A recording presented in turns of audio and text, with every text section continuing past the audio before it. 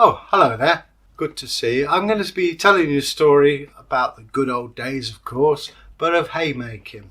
I'll carry on. I'll tell you the whole story. Now, a place called Rathmell in Northamptonshire in England. We're talking years and years ago. I was reminded of it because it's a very hot day out there and I've got my water and I'm very, very thirsty. And all I did was walk from Derby to here. But you imagine working in the fields, hot day like that. You've got to use a scythe, which is like a long grass cutting implement. The hot sun, the only time you stop is to sharpen it up. And the only drink you had there would be cider, simply because water was highly polluted in those days. Milk was, again, another problem. So they had ale, or more farm workers usually had cider. And in fact, the quality of your cider decided on whether you got the best workman or not. So anyway, this guy we'll call him Tommy. He was working in the fields and working hard. About lunchtime they stopped, he got his bread and cheese and a big flagon of cider which he'd kept in the stream nearby the river to cool it down, and it was like nectar, and he drank quite a bit. So he carried on, scything away, getting the old sharpening stone out, and again he was hot and sweaty, and finished this flagon. It was several litres worth, and he was yawning and fell asleep on the hayrick. His old dad came along and said, "Here, Tommy! And he wouldn't wake up. He slapped him, poured water on his face, shook him again. They went, "Bah!" and leave him. And off he went. Tommy's dad went off home for dinner and then out to the pub where he'd had a few pints of good chilling ale. Tommy was fast asleep. And given the time of harvest, you had very hot days and sometimes you get sudden storms. This was no exception. The rain, when it came, the sky was like leaden colour and a chill wind blew. Still, Tommy was asleep. Nothing seemed to wake him. There was a cock crowing, birds fluttered by, leaves off the tree were blown along with blossom, some caught in his big moustache and in his hair. But still Tommy was asleep. There was even a case where a fox came up, sniffed his feet, he'd taken his shoes off, and even nibbled at his toe to see if he was still there.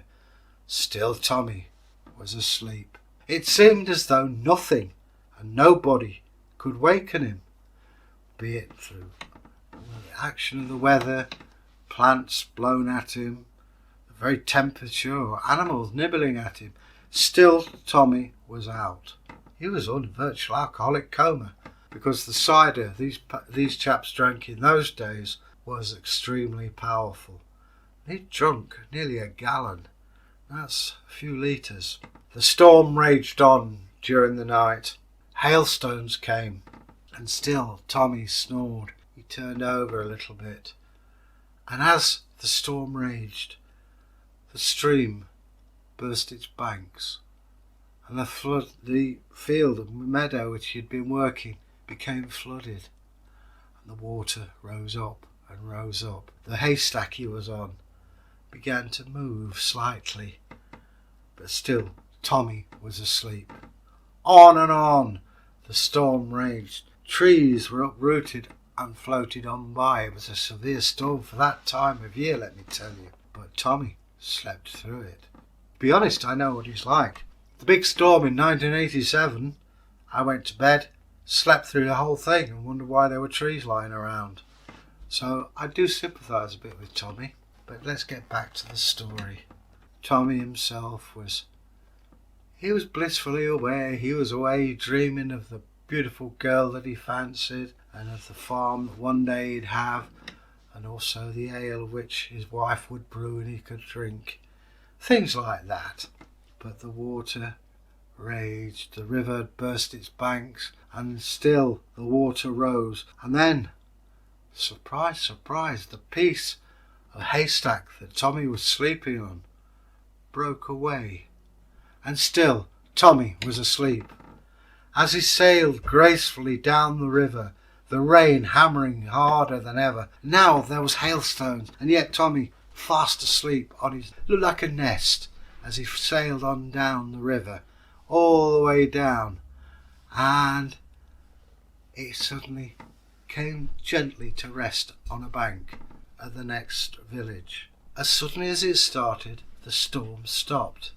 It's not easy to say when you've had cider, that. And the storm stopped.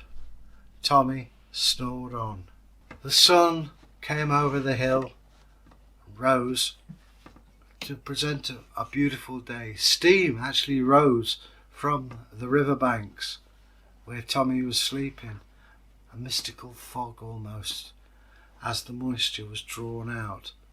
There were the crows in the field, rah, rah, and pigeons in the woods. A fox going home from its night's reverie. Rabbits hopped around, but still Tommy was asleep. Then old Garm the farmer came along, and as he walked along, he heard the birds singing and thought, today is going to be a beautiful day. I've got so much to do, but I don't care. So long as the sun shines, I'm a happy man. At lunchtime, I'll nip off to the tavern and have some. How's that?